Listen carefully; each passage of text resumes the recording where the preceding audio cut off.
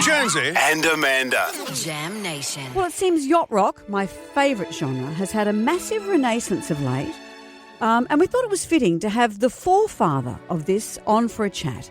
Christopher Cross is hitting our stages later in the year alongside the legendary band Toto. What an incredible night. Can't wait. Christopher Cross, hello. How are you, Amanda? It's good to see you. We're great. We are. And happy to talk to you. We spoke to Steve Lukather from Toto before, and we were just talking about yacht rock, and I said, how do you feel about the term yacht rock? And he was sort of cool with it. What about you? How do you feel about it? Oh, we're getting cooler with it as time goes on. It's always been kind of a love-hate thing, I think, for all of us.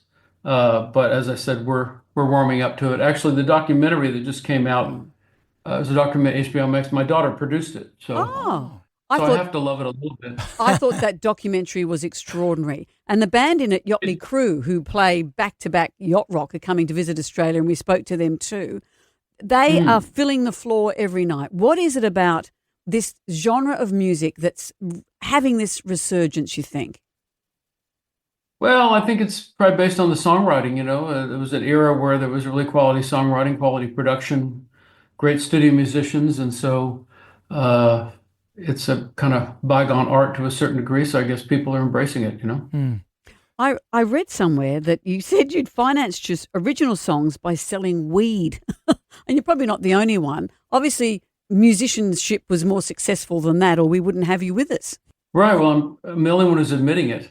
But yeah, I did. I had quite a thriving business and made some money and was able to buy some studio equipment and invest in a studio, which allowed me to do my demos, which eventually got me my deal. So, all's fair. Yeah, and it'd be hard to sell weed because, you've got the cops, but then also you've got the other weed dealers, and then you've got people ripping you off. And if someone rips you off, you can't go to the cops, can you?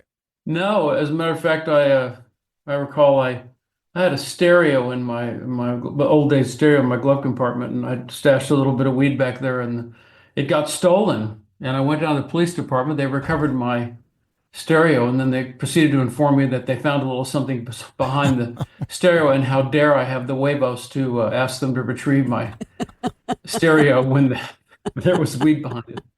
And did you get the weed back? Funnily enough, did that disappear? I did not get the weed back, and they definitely informed me that they're going to keep their eye on me. So you and Toto are great friends, and you're going to be together, touring together.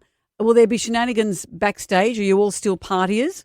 Well, I think you talked to Steve Lukather. I think that answers that question. Yeah. Yeah, Steve, I've been friends with the guys for years, and of course they played on a lot of my big hit records, like All Right from my second album, Arthur's Theme. They're the studio musicians on a lot of my big hits. So it's a great reunion for me. We're obviously very old friends. They're amazing musicians, and we just did a long tour, 6 weeks in Europe. We had a great time, so we're really looking forward to bringing the show down there. And if there's one Toto song that you would love to play from those guys, what is it? What's your favorite Toto song? Well, interestingly, I think everybody loves Rosanna because the drum track from Jeff Porcaro, who's no longer with us, is just unbelievably amazing. Also, I have to say I'm a big fan of the song Africa, which is not one that anyone felt like could be a hit on the radio, but it turned out to be one of their biggest hits ever. And of course, which I love, David Page's song, and I love that. Well, we give that song thanks because, quite frankly, it's kept us in employment for the last 20 years on this radio show. Yeah, and helped me with my karaoke. Not to mention Ride Like the Wind, which is also paid off. It's kept them and it kept them going too. In fact, it's kept a whole industry going, Christopher. So we give you thanks for that. For tickets and tour information, you can head to ticketek.com.au. Christopher Cross, thank you for joining us. Can't wait to see you when you get here.